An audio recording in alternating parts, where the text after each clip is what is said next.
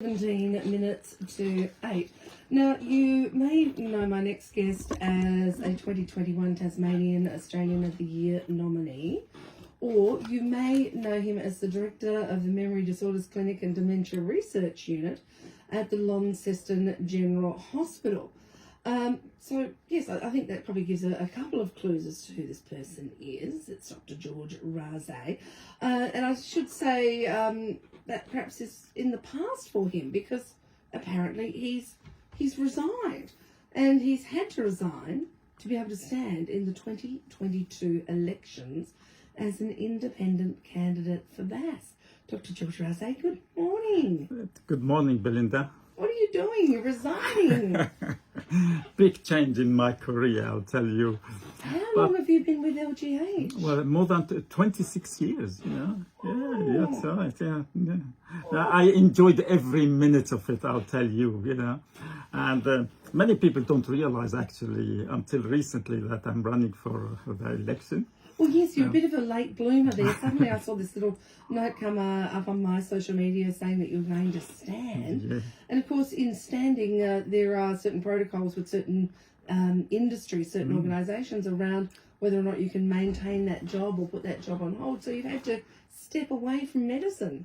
Well, it's part of the job, I think, and I am at the time of my career where I feel if I can contribute in a different way in serving my community, I look at it as a great challenge for me. So this is what's driven you to take a stand?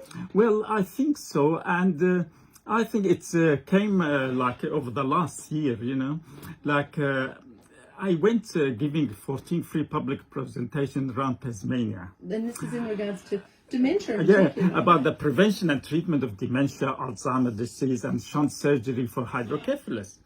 And I got a text message from an old lady in Hughesville. She said, the message from coming to your talk, that if you have memory problem, balance problem, or incontinent, don't label it dementia unless you have a brain scan. And I thought it was amazing that just one talk, how it changed the attitude of that old lady, because we gave her hope that actually something can be treatable, and that if you go early, you can identify the problem. And therefore, I started to think, well, perhaps if I can take it a little bit further and serve the community in a bigger way now. And if you remember, Belinda, do you remember last year, was it, when I was here? And I talked to you about giving a talk on the health of the nation. And that was actually part of actually my interest as well. Right. Because I identified that Australia are facing an epidemic of mental health disorders. Well, yes. It's interesting, isn't it? We talk so much more about it and communicate so much more about it, but in terms of the level of mental health issues, is it that we have a bigger problem now than we had years ago, or is it just that we're willing to open up and talk about it now? No, I think there has been major change in Australia over the last 20 to 30 years. I'll give you an example. Like the last survey, 2017, said 20% of Australians, that's 4.8 million, suffer from mental health disorders, stress and anxiety, depression, or substance abuse. 2 days ago, it was in the Examiner reported about paramedics of Tasmania, how a third of them suffer from mental health disorder, and many of them on antidepressant, or they use alcohol or drugs as well. So it's like a growing problem, and it's applied to people in education, health, politics, everywhere. But I must take you back that in the 90s, only 6% of Australians suffer from mental health illnesses. 6% in the 6% then. So how come within 20, 30 years Australia moved from a happy, active, healthy nation into more stressed and less active, society? So that what driven me then to find out what are the causes. So I looked at what changed over the last 20, 30 years. Well, I asked young people who are the most stressed group in our society, the Z generation, millennium. And when I asked them what's the most stressful thing, the one answer, finances. So I looked at these young people, how it's changed their life over 30 years. Well, they leave university with massive debt. Then they have a stress of finding secure job. They can't even dream now about buying a house. So I give them example. Australia in the 80s, when they were young, they could go to university without paying fees. Yes. They can travel around the world and come back. They can find secure job. And they can dream about buying a house with a garden and a barbie, and you could afford it. It used to be like 2-3 times your salary. Now you're talking, what, 6 to 8 times your salary. Unaffordable. So that accumulators of massive debt is really causing so much stress to our community. So in hearing that from young people in the community and knowing that you are stepping up as a candidate, is this forming the basis of your campaign? Absolutely. This is like a part of a campaign I am going to, drive, in next few weeks. And I feel I can make a difference by raise people, politicians, government, raise their awareness about the importance of looking at these issues. Life is not just about economy, inflation, interest rate, employment rate.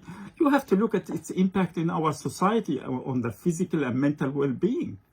It's 11 minutes to 8. We're talking to independent candidate for BAS, Dr. George Razay, this morning. So, George, let's dream a little here. Let's say in a few weeks' time you're elected. What would you need as the member of BAS to help turn back the clock 30 years and for Australians to return to significantly lower levels of mental illness and other illnesses such as obesity and the like, which were far less 30 years ago? If you're elected, what change could you elicit? Well, as we identify, let's tackle the young generation. Well, we should think about whether we should continue charging our young generation fees to go to university. That was the first thing. We should help people. There are many students with massive debt. We should think about how can we help them reduce it or even eliminate this stress. Look at our young families. The young families now compared to the 16, 17, both parents have to work, because they have massive mortgage debt, and don't talk about even massive rent now. And then they've got also massive fees to go to schools. And probably you recognize now, more families compared to 30 years ago send their families to private school. Because if you look what happened last 20 years, there has been a decline in the standard of education in Tasmanian student as well. So somehow, how can we improve the mental illness among young families? Perhaps we should look at improving work environment for young couples. How do you do that? Well, it's time I might think about giving them more flexibility in working. For example, like working 4 days a week from 9 to 5, or work like 5 days but from 9 to 3. Because that helps parents to pick up their children, might have time to look after them. That's the only way to can create a fairer and more happy and harmonious society. Well, you're going to have your work cut out for you in the next few weeks, aren't you? I'm happy with that. So you're going to be launching your campaign officially this coming weekend? Well, I am going to launch it this Sunday at 2 o'clock, and the people can go on our Facebook, Dr. George Razay, and they can register for that. Okay. And can I ask one more question? This is a bit of a downer to finish on.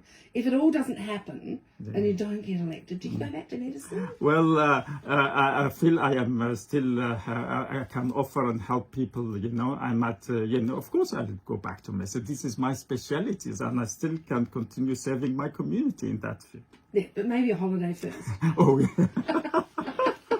Definitely. Good on you. Well, lovely to chat with you this morning. Thank you for joining us, and we'll watch with great interest as the coming, what are we up to, day 17? Haven't we got this campaign, 41? You've got another 23, 24 days to go. No worries, thank you. Thank you for that. Thank you very much for joining us, Dr. George Razay, independent candidate.